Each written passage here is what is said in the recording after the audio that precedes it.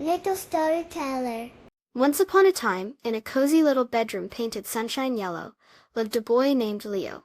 Leo loved to play, but sometimes, a heavy, slow feeling would come to visit him. Leo called this feeling tired. Tired felt like a big, fluffy cloud that sat gently on his shoulders, making his eyelids droop like soft flower petals.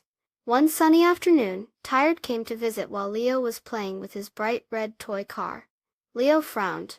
"Oh no, not you again," he whispered to the heavy feeling. But this time, Leo decided to talk to Tired. "Why do you always come when I'm having fun?" he asked. Tired didn't speak with words, but Leo felt a gentle nudge like a soft breeze.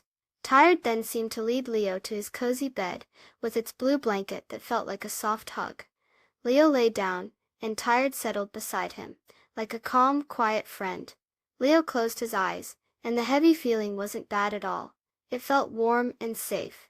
He drifted off to sleep, dreaming of fluffy white clouds shaped like bunnies. When Leo woke up, the sun was shining brightly. Tired was gone, and Leo felt full of energy, ready to play again. He understood now. Tired wasn't a bad feeling.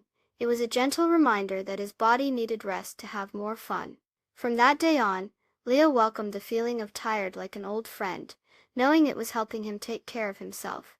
And whenever Tired came to visit, Leo knew it was time to snuggle up and let his body recharge, just like his toy car needed its batteries.